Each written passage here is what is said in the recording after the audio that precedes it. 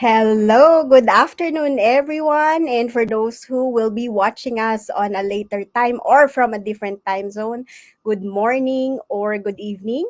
My name is Marilyn. I'm the founder and CEO of Customized Training Solutions Private Limited or CTS. And we are passionate about helping leaders and organizations who are continuous learners and action takers to transform and thrive in all aspects by co-creating customized programs with our world-class resources.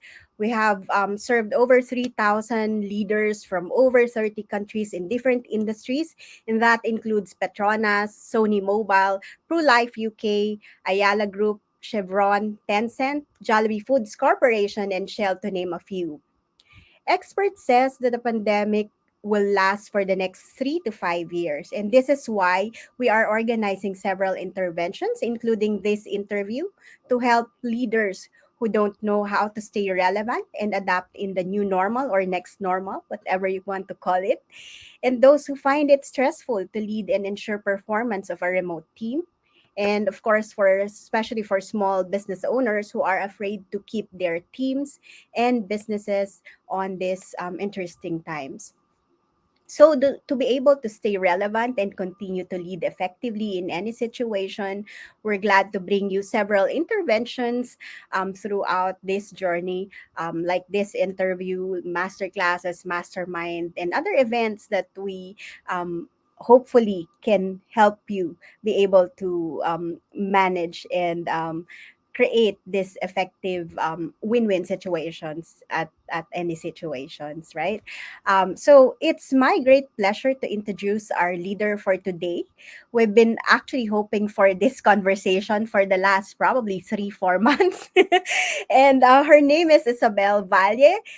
She's originally from Spain, I would believe, and she's now based in Thailand. And she's an experienced peak performance strategist with over 20 years of international work experience, holding senior positions within the hospitality industry in countries around the world, as well as executive and leadership coaching, mentoring, and training. She specializes in high performance strategy, leadership development, and building organizational culture to help leaders and their teams learn, grow, and succeed. Isabel is passionate about helping empower business leaders with a mindset, performance, skills, and strategies that they need to get ahead. So, without so much further ado, I'd like to invite Isabel. Hi, Isabel. Hi, thank you so much for having me, Marilyn. It's my pleasure to have you, and I'm super excited for our conversation because we've been, planning for this for the longest time, I would We have. say. So I'm glad that it's finally happening today, and Likewise. thank you so much for taking time to have this conversation with me. And so, let's get started and give the, some juicy sharing with our audience today. So I would like to start.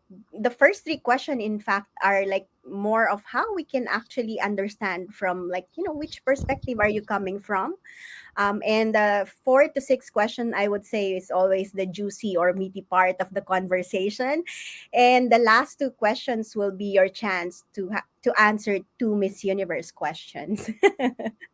So to start with, please, share with us your experience, your influencers, or if you do have like sort of favorite quotes or leadership styles that you'd like to share with us, feel free to do so.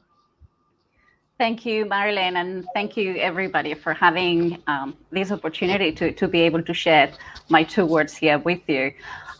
Okay, so when it comes to the leadership journey, my influencers, and what got me here today, I would like to start by expressing to you that growing up, I was actually a black sheep, a rebel, and the person that didn't fit in. So I actually left Spain in my teen years and have since lived and worked in many different countries around the world.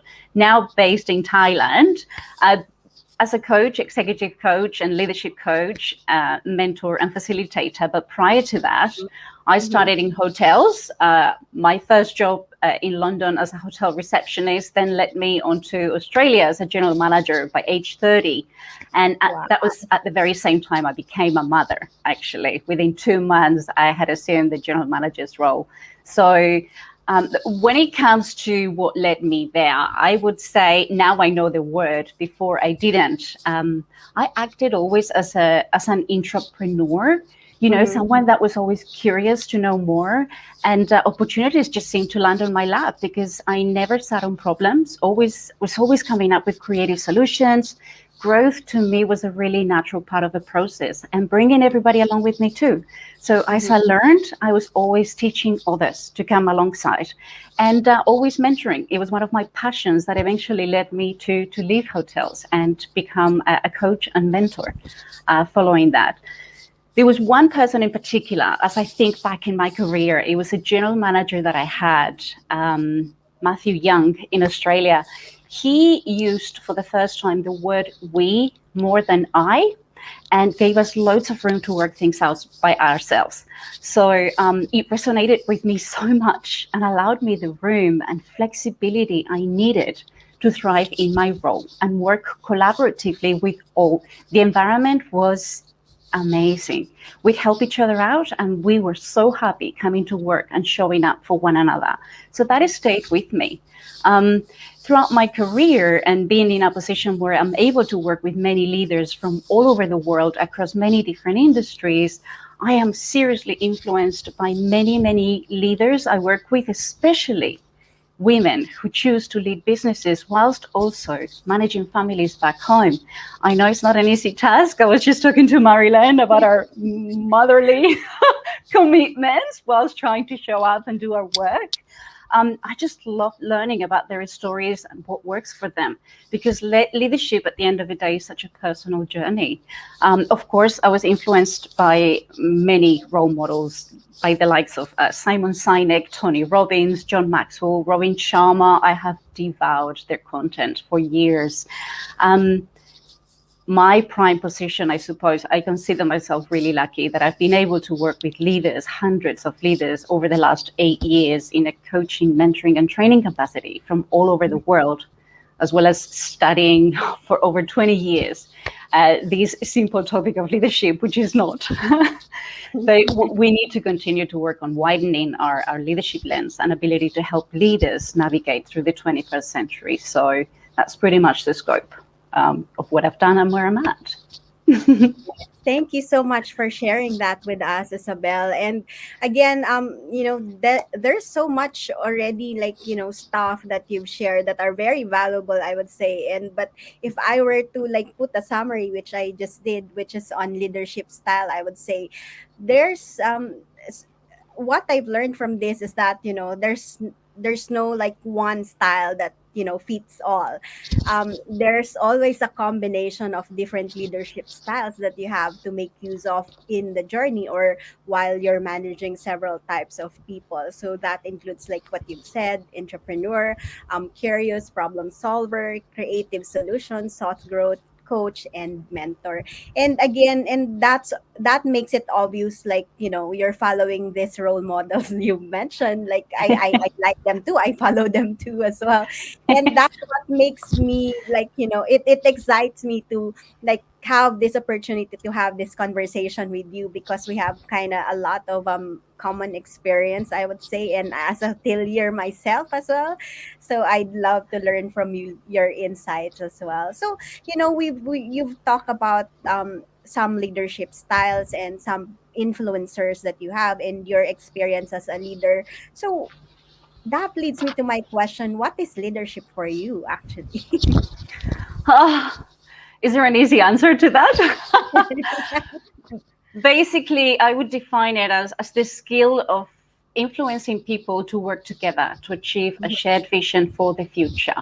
Mhm. It is very future driven.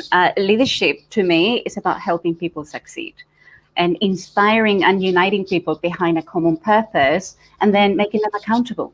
So it is about showing up and stepping up at a time when people need you and doing the right thing, no matter how hard it is. I think that's one of the biggest things that we face as leaders. It's also about the ability to drive results, set the vision, share it in a simple, impactful way, creating an environment of success and removing obstacles whilst you're at it too.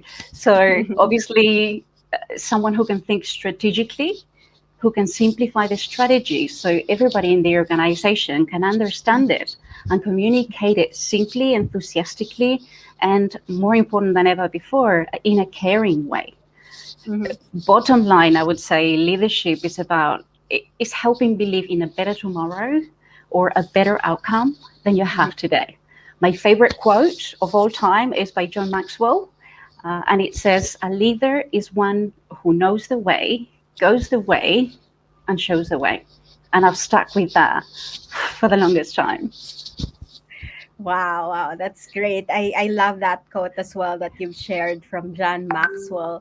And I remembered another conversation I had earlier with another leader where he said like leader is spelled as EXAMPLE. So it's basically being an example, and it's all about the doing, like what you've said, right? You have to show the way and walk the talk, to make it simple, right, for them. Yeah, so I mean that's all about leadership. And obviously you've made mention several um things like on influencing, which is a lot to do with the communications as well. I mean the strategies and making things simple for the people that you work with, so that it's easier for them to really digest like what are the tangible things that I need to actually deliver from like what is expected by our leader. And obviously we've actually have known in statistics that communications is one of the top leadership skills that is I mean the most difficult or the most problematic part of the leadership skills, right? 6 out of 10 of the leadership skills that are lacking or that are a challenge for most leader is on communications, right? And Yeah. so and especially when we actually started, I mean in my introduction I've made mention about like the challenge of continuing to perform, or to ensure performance of a remote team. And obviously that's also like one of the issues that we had in the last few, I guess, 1.5 years, if I remember correctly, right? During this pandemic that we are facing right now. And that leads me to my next question, in fact, that, how would you define or describe the next normal, having said all these challenges in communications, even before the COVID hits, right? Yeah. What a question. Once again, my goodness, you don't make it easy for us as speakers. um, I would dare challenge that question with another question, which is when have we had a next normal almost, or when has it ever been normal? I think we create so much anticipation and expectation about what's to come. Mm-hmm. We need to appreciate that we have lived in extreme disruption for True, such a long true. time. I Yes. mean, what I can say about it is that leaders are going to have to take a step back to ensure buy in for the next normal in whatever shape or form that is. Mm-hmm. And they're going to have to need to think, act, and interact differently. Mm-hmm. Like I said, we live in a time of exponential change. And in Mm-hmm. today's world, we all, pandemic or not, we're going to have to think broader, work smarter, Yes. adapt Mm-hmm. quicker, and relate to each other better. So Mm-hmm. change is coming, forging ahead. However, in my experience, organizations are simply not able to adapt at the same speed in Mm-hmm. terms of mindset and knowledge that they need to stay ahead. And businesses are frankly missing out on a lot of leveraging opportunities. The Mm-hmm. way I see it, the next normal and the future of work is about people. People feeling empowered to do Mm-hmm. what they do best. Because leaders are no longer the smartest people in the room who know most about everything. So they're going to have to surround themselves with experts across Mm-hmm. different fields. And then they're going to have to find ways to motivate and empower those people in order to help them bring the best of themselves towards that common vision. Um, Obviously, COVID-19 has put well-being front and center, as physical, mental, and financial Yeah. security has become paramount. We know that. The next 10 years, you talk about 3 to 5. I wish I was as positive as you are. um, it's going to bring fundamental changes to our working world, and to adapt, employees in almost every single role and industry are going to have to acquire new skills. COVID 19, the crisis has only accelerated those shifts because, bottom line, the fourth industrial revolution is upon us. And organizations need to do less talking and more doing about preparing people for the future of work. They're going to have to reskill and upskill them. Adapting the workforce to the requirement of automation, digitization, and other technologies is a real challenge that we've had to face way sooner than we thought. And we're coping with it. And so, the way I see leadership in the next normal, we need leaders who can embrace complexity and ambiguity, who are going to attempt at tackling the unsolvable. But being a leader in these times also is going to demand empathy, compassion, and understanding. We need leaders we can trust. So many people come to me asking me to teach them these unrelated skills, missing on the fundamental blocks that are going to create the magic fiber that is going to make everybody stick together and propel forward together. So Mhm. we need leaders who can genuinely care and connect with us. They can energize the change, and they can tap into the power of all that we are going to need so badly. We need to empower the collective genius that we need to succeed.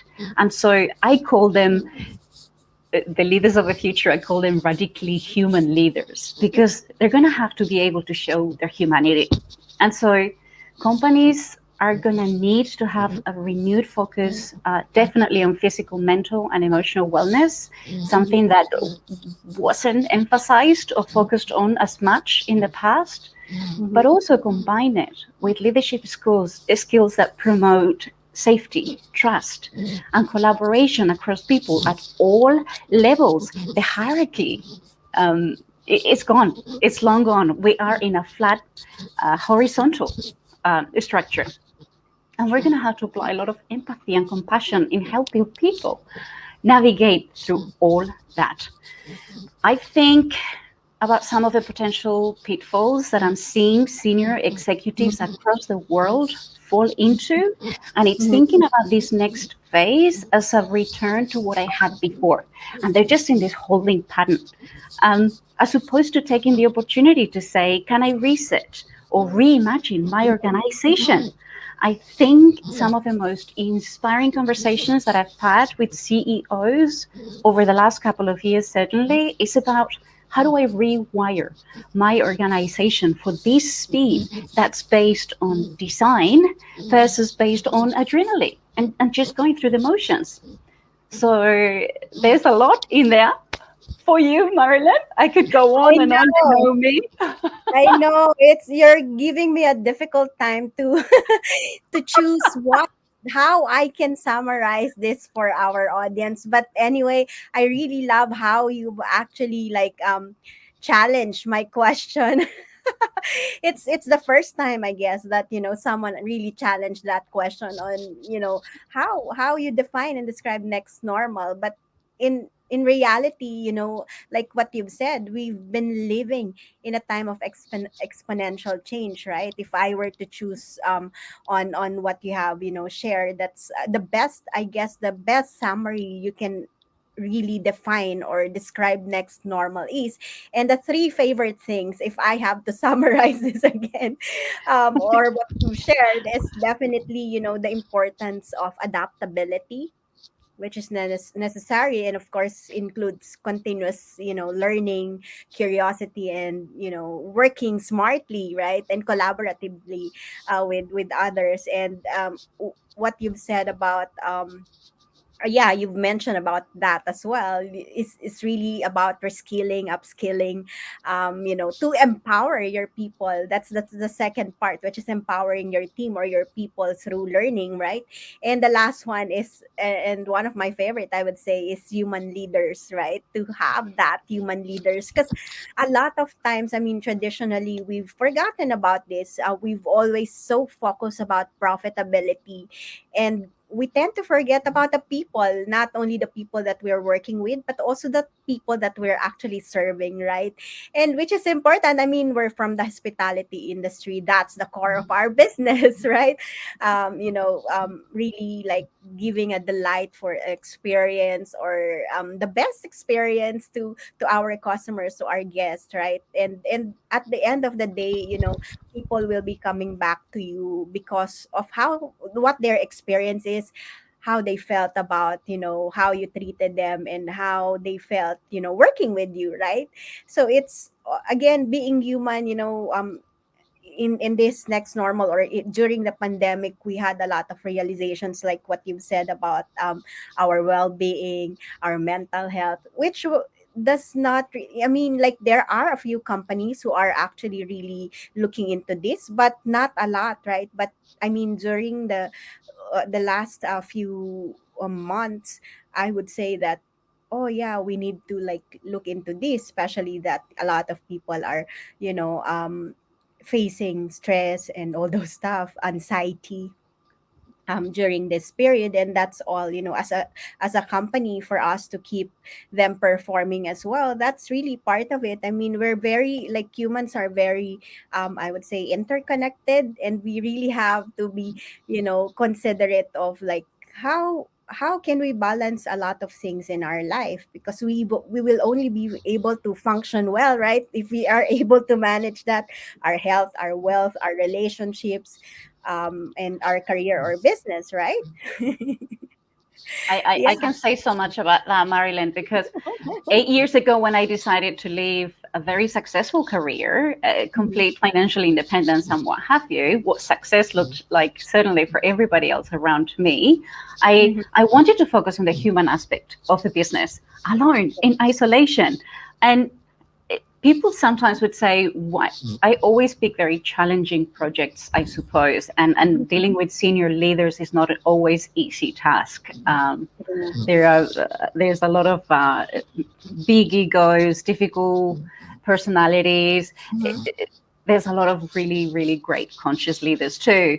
But I would always say, to me, leaders are the landscape of the organization. They've got the power to seriously change the entire Mhm. landscape Mhm. with single strokes of art. A little bit of a balance between art and science. It is so True. beautiful the way you put it. So Thank you, thank you. And that very much. actually leads me, and I'm glad you opened it up, because that leads me to my next question on, like, we've been both in the corporate world, and now we're serving the corporate leaders as well. So, like, what do you believe will be the top three problems? I mean, without this pandemic, obviously there are some commonalities as well on in terms of, like, the problems they face, right? So, what do you believe will be the top three problems that they normally face? Okay. I'd love we had more time because I've got a list of about 15, but three. When it comes to the third ones that I wanted to prioritize, and I love that you broaden the whole all-encompassing, more holistic way to leadership, because that is my lens. That is how I view the number of burnouts that I had in leadership capacities. I cannot begin to count. I've lost it. So I know how important it is to take care of yourself.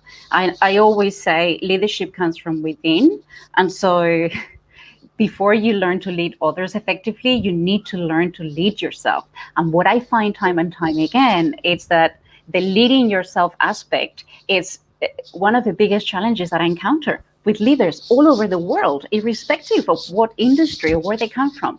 The Mhm. number one challenge that I find is having self confidence. And not a lot of people talk about this because they've got this imposter, fake kind of assurance that they portray to the world. But behind closed doors, in the intimacy of our coaching conversations, you see, the problem is most leaders, if we're honest about it, struggle with self doubt. And the more you succeed, the more you're likely to wrestle with those feelings that you're not really who people think you are. And it can seriously cripple your ability to inspire, motivate, and serve your team. And so that's why healthy self confidence is an essential characteristic of leadership that many do not possess. So we need to help them transition into quieting the internal voice that tells them that they're Mhm. failing, that they're not good enough, that they're frauds. And we need to help them find that I am good enough to tackle anything that comes our way together, because together they're always stronger. So that's challenge number one. Second one would be their ability to overcome fear and uncertainty. Mhm. Certainly, over the last couple of years, Mhm. what I've witnessed, my goodness, um, you see, fear and uncertainty in all corners of a business is one of the biggest hurdles. Mhm. Not much can get on the way of leading well, making good decisions, and moving your organization forward like fear. So, fear of the changes that are bound to happen, how you will handle them, and how your team will react. I hear it all the time. The fear of making the wrong decision, especially at a time like this, through the crisis, it's so prevalent. And so, all the risks and what ifs that can stop you in your tracks, from economic changes or market shifts to the possibility of job cuts or restructuring, something very real, to global pandemics like the one we have. At the end of the day, fear is a basic human instinct and it can Mhm. be worked on. No leader is immune to it. And so, what you can do is recognize it, own it. Many just run away from it, dismiss it, and try and pretend like nothing is happening. We are all Mhm. feeling it. We need to learn to deal with it effectively. The third challenge would be, especially now, over the last 2 years, I've never had so many of these conversations over dealing with stress and anxiety, Mhm. because leaders are busy. There's always too much to do and never enough time to do it. The work environment has a lot of pressure built into it. And you Mhm. just can't run at full speed 100% of the time, even though we pretend to. And yet, very, very few allow some quieter moments that help them find balance. But the anxiety these leadership challenges create can itself be such a significant challenge to your leadership. People don't understand that.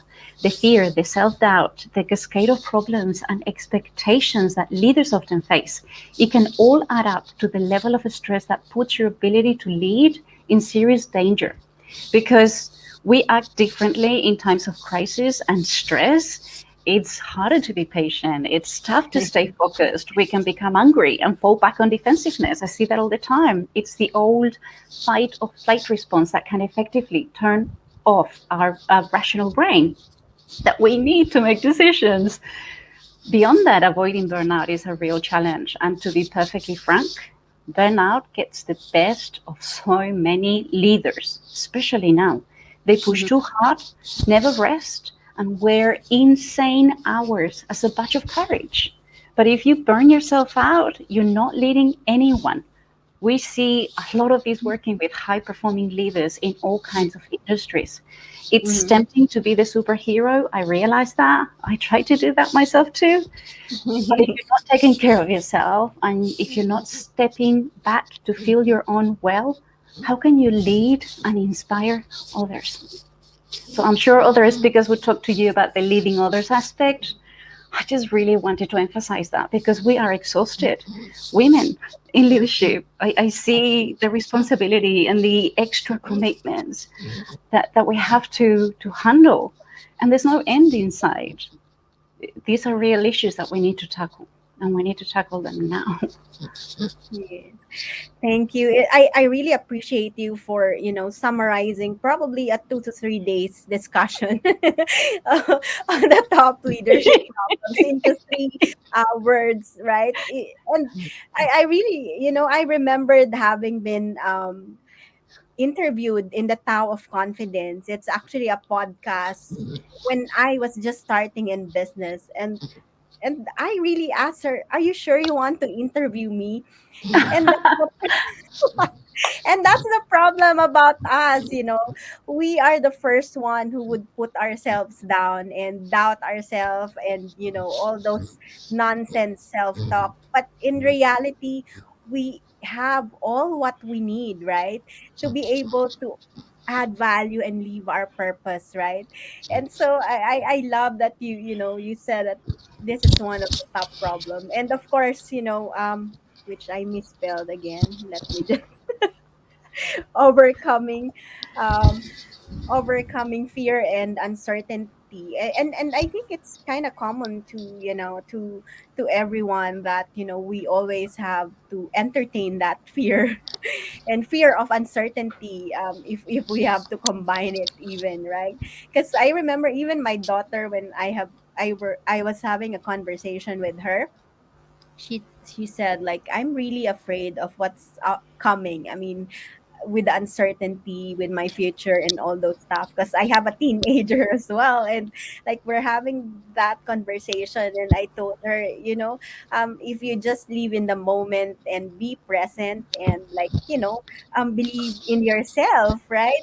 Like, and be excited on what will be, the future, what will be the future for you. Then you will might as well enjoy it, right? Because we don't even know if we're getting there. I mean, like, we don't know up to when are we gonna leave, right? So it's about like being in the present, enjoying the moment every time, right?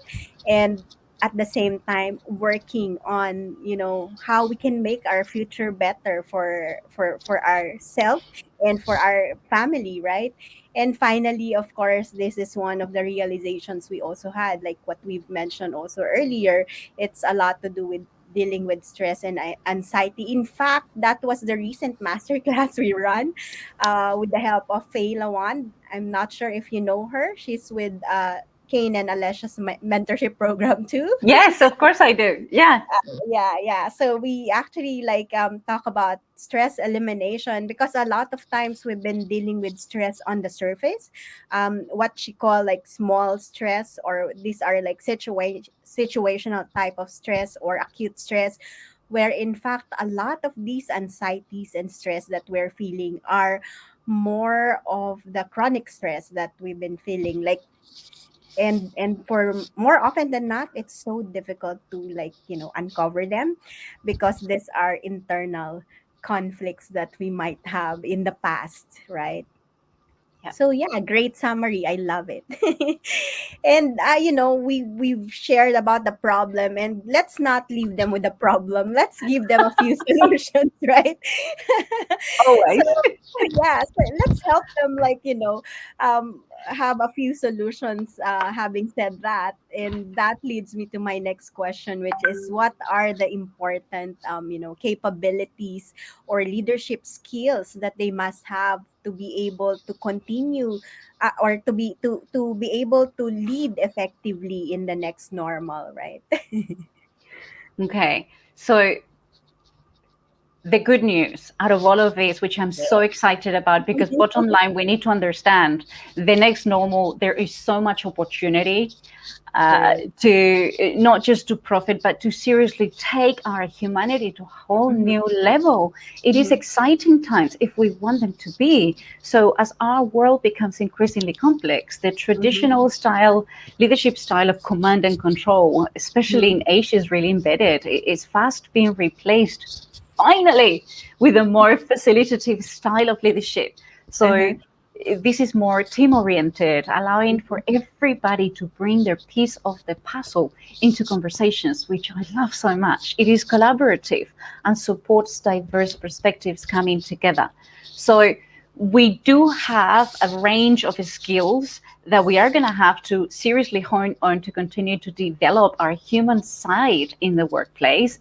These are generic skills like reflection, dialogue, connection, collaboration, critical thinking, and empathy. You'd think they're common sense. However, they're still very slightly finding their way into the very fabric of corporate structure and business strategy. But those are the skills that we need for growth and success in the immediate future.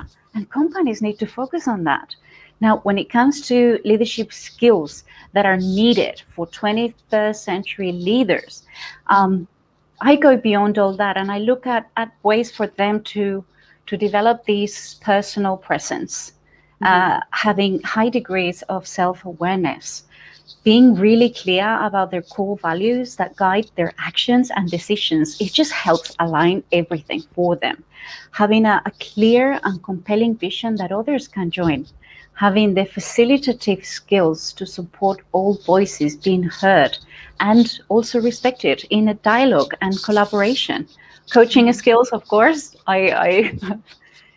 Without coaching skills, we just don't have the foundation of communication, empowerment, and so many more things. And also having a practical understanding of systems and how change happens. If we don't know how to lead our people through change, we've got a big issue. So I would add two more. Empathy, obviously, we've talked about it. Vulnerability.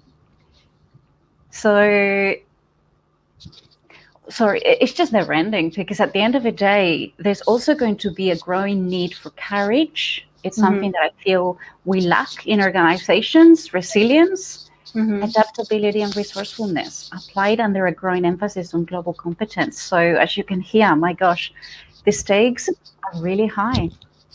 So, they better start soon. True, true, true.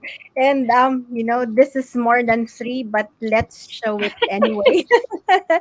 Because I believe that each and every capabilities or skills that you've shared is really helpful. I might even missed out a few there.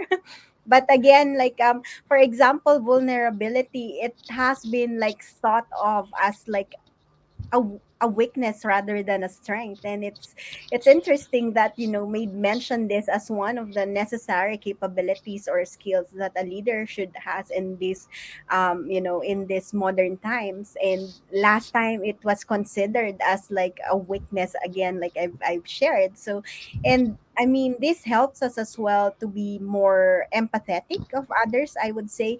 And that it's really like showing or having that message that we have to work together, and I need your strengths to be able to come up with the solutions as well. It's not all on me, right? And that's the reason why you actually have like team members that you work with, right? And Yeah. that you have to collaborate with, right? So People yeah. have a wrong definition of vulnerability as well, because Mm-mm. vulnerability equals authenticity. If you can't bring the USU that you can be, imagine Mm-hmm. how hard and how distracting it has to be for you to pretend to be someone that you're not at work. So remove all that and then just show up in your own light. Very Yes. empowering for everybody around Yes. you too. True, Yeah. true. And that's a great reminder that, you've shared that with us, Isabel. No, obviously that, that means, and that shows how you are a peak performance coach, right? So, I mean, it all starts with that. So that's one, like what you've also mentioned in the personal presence or self-awareness. That's actually one of my favorite topics as well. I've actually spoke in several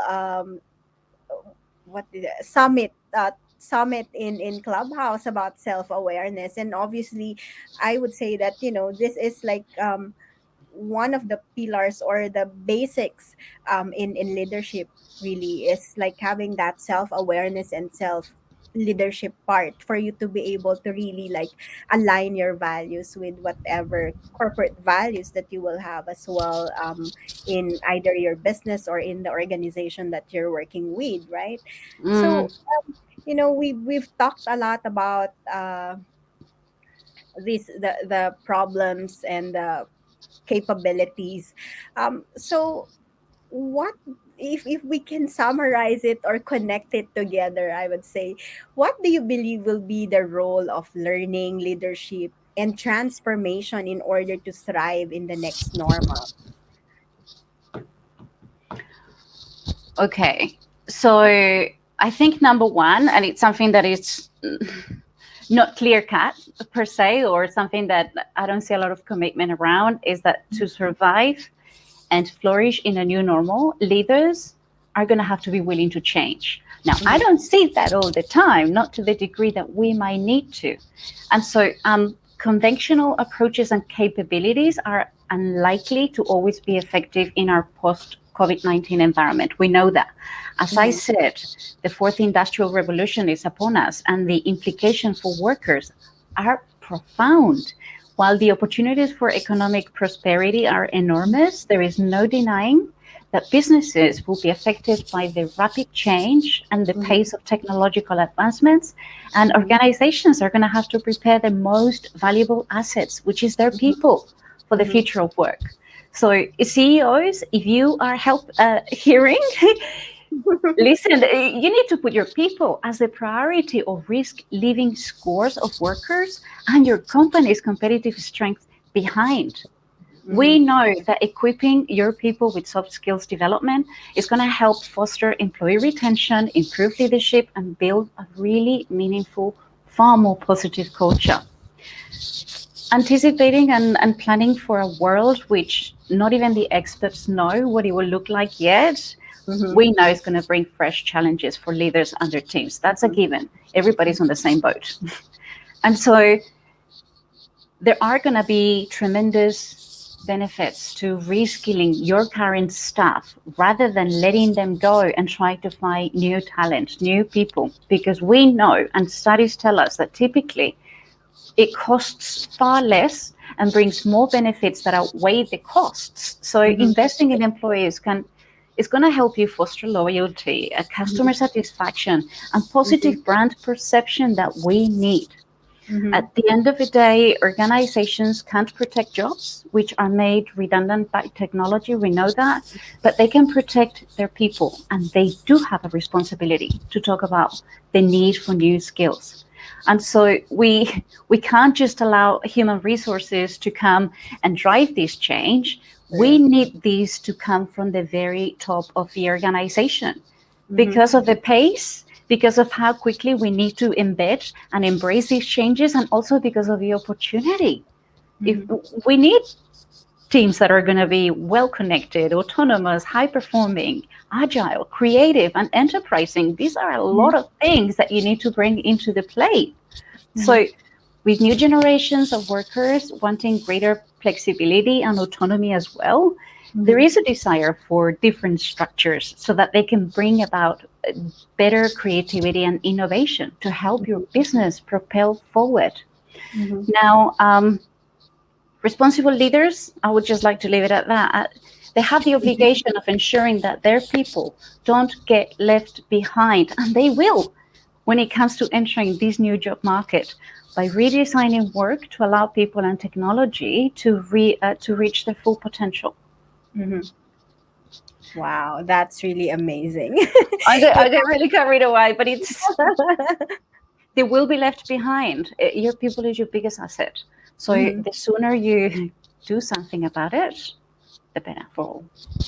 Yes, and definitely, I mean, when you say embracing change, it definitely, requires transformation and equipping your team, like what you've said, right?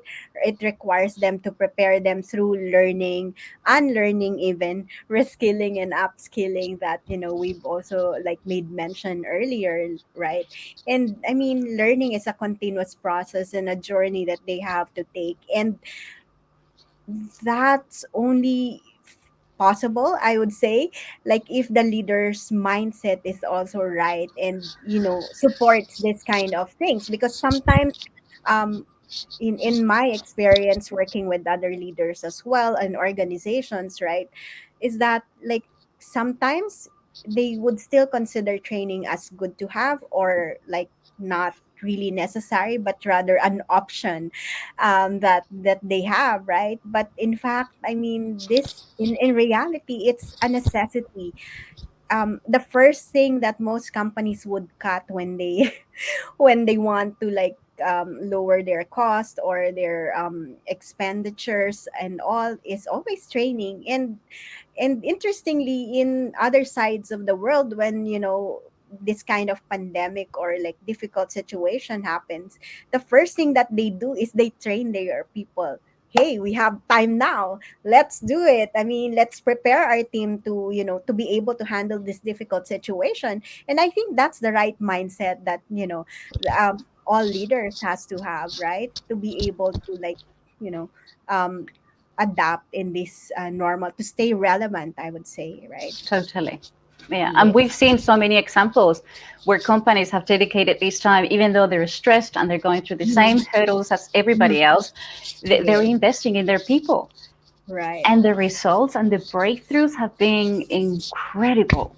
So, Yes. Yes. yeah. Correct. And there are a lot of studies as well and statistics that would show that, how learning actually can be translated to profitability eventually, right? Or the ROI, because that's the most difficult part, I would say, for some, especially for HR personnel, especially on the soft skill sides uh of the learning, right? It's so difficult to put that on an ROI, or on in terms of numbers, right? And The I guess challenge that. actually the right training, not the training. Sometimes the training they think they want, Mhm. it's not Mhm. necessarily what they need. So I Exactly. challenge that constantly. And we build the True. foundations from the beginning so they can have a Yes. really, really strong platform to stand on proudly. Yes, Mm. yes, I agree with you. Based on my experience, that's the same as well. It's really understanding and working on the root cause rather than, and sometimes it requires like a long-term engagement for you to be able to co-create and discover what's next, what else, and what's really the problem, right? Because sometimes at the surface you don't get to see that right away, especially if you're an external partner, right? And Yeah. that's when consulting or like a long-term engagement would really like give so much value in the intervention, right? Yeah. Mm. So anyway, let's proceed to the next question. Like I know, like sometimes these things are tends to be very difficult, like what I've mentioned as well. Like, so what if we have a magic wand and can even use it? What will you do with it, right? If you have that, given the problems, the solutions, and the, like, the things that we have discussed earlier. You know what's really funny? Even though there is so much complexity, ambiguity, volatility, this VUCA world and all these things we talk about all the Mhm, time, the mhm, solutions are nowhere near as complex as they need to be, or so as they make them out to be. If mhm, I had a magic wand, I would help people switch off minds and open up hearts and amplify the gut instinct, aligning the three brains that we all possess within ourselves. mhm, mhm, The future must be guided by collective intuitive intelligence and far less reliance on logic alone. That's just not going to get us where we need to go next. mhm. I would also love to give everybody a free pass, and I tend to in my work with clients, and a really big megaphone to help people have the courage to speak up their real thoughts and opinions. The breakthroughs that I have seen, the transformation and the impact on those who dare have the courage to speak the truth, I get goosebumps. I cannot begin to tell you how powerful that has been. I would also, if able to, would help companies disconnect Wi-Fi and the internet for 24 hours a week. And just help people learn to reconnect authentically and powerfully. We're all beautiful people. It's Mhm. just that we're so distracted by something else that brings no value to our lives. An important aspect as well. I'm very connected to my body. I haven't treated it very well for such a long time, and then having turned a corner there, I would say I wish we could remove weight bodies to help people seriously understand how much we need them so they could learn to treat it as their temple. I see that we are all crashing and we just don't have the foundations when it comes to health and well being. And finally, I would help everybody go into a nature bubble at least once or twice a year. We need to be left in solitude with our thoughts. We need to be able to gain the clarity that we need. We need to re energize and connect with our source of power. One more thing, just because of what I see as well, all leaders with children, I would love to give them dedicated time and space to have real quality time with their children. And I see a lot of leaders dealing with that, unfortunately. So, Right. pick. And again, like that, that goes back to what we have discussed earlier, that humans are interconnected.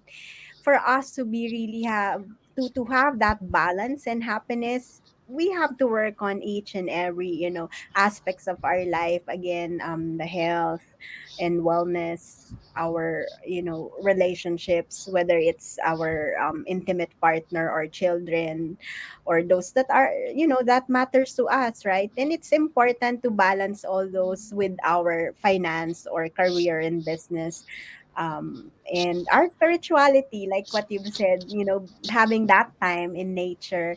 And it's a lot to do with really having an alignment with yourself, like what you've said and what I put in the summary, if I would choose one among the things that you said.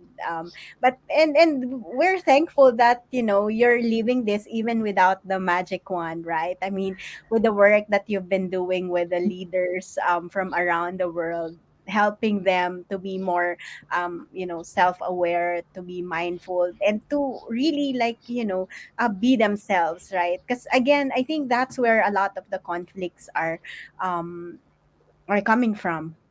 It's mainly because we're not really living um in our um us being ourselves, right? And being the authentic us, right? And I guess that's where the a lot of the issues are coming from, right? And then, as a parent, if I may add, right, as a parent, that's our responsibility, is really to support our children to live their passion and purpose rather than dictating what they have to do, right? Or what they have to be. We need to model it, don't we? If that's what we want to Exactly. do. It's great to show power, authority, but not just drained, tired, unfulfilled people that give everything else to the things that don't Mhm. necessarily bring value and contentment to our lives. Yes, yes. And that leads me to my next question. I mean, we've talked a lot about this a lot of amazing things in terms of self-awareness, of leadership, learning. And I am just curious to know that if you were to ask yourself a question that you can best answer, what would it be? Is that a question? Yes, like what um, question would you ask yourself that you can best answer? And if you'd like to share with us your answer, in fact, or why that question, the thought process that, because the two questions I gave you are very open questions, right? yeah, I see two layers to this. Obviously, could go in a number of ways, but the way I see it, I can hear and see things about people that they cannot hear or see about themselves, and mastering coaching skills has really allowed me to tap into that, and so it allows me to show them a version of themselves that they never thought possible, and then Wow. empower them to reach there. That's Mhm, my talent, I believe, mhm, inspiring mhm, them to want to achieve that and being mhm, able to express it in a compelling way. mhm, um, but then on the second layer, I would say, um, I have made it my mission, Marilyn, to mhm, simplify complexity and making leadership simple and accessible to all. mhm, I remember I was in the Borneo jungles when I lived there. I used to just get lost in the jungles running for hours on end. And I mhm, had this self actualization, I suppose, at one point. I got this message saying leadership is for all, is for everybody, and it made so much sense to me. So I want to be part of being able to help simplify leadership in a mhm, world that won't stop changing, and help leaders work smarter, not harder. Because in mhm, our increasingly complex world, nothing works more powerfully than simplicity. And so, mhm, simplifying leadership into practical and simple, easy to digest nuggets, I feel is so valuable, and it's so needed, because we do deserve the chance to enjoy other domains and have a seriously thriving, fruitful life. mhm. We deserve it. So that, I suppose. So if I have to convert that into question, is it how can I simplify complexity and make making leadership simple and accessible to all. Did I get it right? Yes. I think we get so caught out with the notions of complexity, ambiguity, Mhm, uncertainty, fear. Those are concepts that can seriously be broken down if we know mhm, specifically, if we can chunk things down. We've been through NLP, right, Marilyn? mhm, If we can seriously just chunk things down and take one thing at a time and have the intention and the clarity and the steps that are going to help us overcome that, eventually this matter of abstract mess is no longer. And mhm. so when I work with clients, I love synthesizing, summarizing, bringing it down into little chunks. They have the clarity of what to do next. They can't believe that it's such a simple, easy to take step. And they might have struggled for years on end. Um, Mhm. so we need to help people come onto the other side of simplicity to help them overcome it. Yeah. Wow, thank you so much. Thank you so much. And that's my last question. But is there a message that you'd like to share with our audience before we end this interview? I would say don't be afraid to lead. In fact, choose to lead. Uh, Leadership doesn't sound easy. We haven't done a really good job at making it sound clear. It's like finances, I suppose. It's not true. It is such a rewarding experience in life when you choose to lead. And this doesn't just go with teams and workplaces, but beyond that, if you choose to lead as a parent, as a community leader, whatever the case might be, your life will never be the same. Yeah, again, I get goosebumps because of how rewarding. It's not meant to be easy. It's just meant to be so rewarding that when you look back, there are no regrets. So Wow. lead. We need Thank you so leaders. much. Yes, definitely. I totally agree with you. And that's the reason why we've been really like, I know leadership is a really busy area or a busy place to be in, but because I've seen still a lot of gaps, and I know that, I do have a lot of experts around me that really can help when it comes to leadership skills. So I still like, my passion and purpose always brings me back to this no matter what. So really, I really appreciate. I know the reason why I'm very excited to have you is I know that I'm gonna enjoy this conversation, and that Likewise. and a lot, and I'm sure that our audience has really learned a lot from this conversation, and I hopefully that that helps them with a thing or two, and inspire them in the end and add value to their leadership as well. And I would say that I really thank you for this very, I would say, very simple, authentic, and making things a lot clear in terms of leadership and how we should be, fearless about leading, right? And also, I thank everyone who's watching us or who will watch this later on. And again, the purpose of this is really to work together, and let's have, and you know this pandemic has caused a lot of challenges with all of us. You've mentioned stress, anxiety as well, and let's all turn this into an opportunity, through this intervention, this interviews as well, so that we can help each other to fight this pandemic and go through this journey in a positive way. So, and remember that even the richest or most the known investors in the world would say that investing in yourself is always the best investment that you can ever make in your life. So with that, we would like to leave you and end this interview with a quote that if your actions create a legacy that inspires others to do more, to dream more, to learn more, and to become more, then You you are are an a excellent leader. leader. I Yay! love Thank it. you. And bye for now, and hope to see you again next week. Thank you Bye. so much, Marilyn. Thank you, everybody. Bye.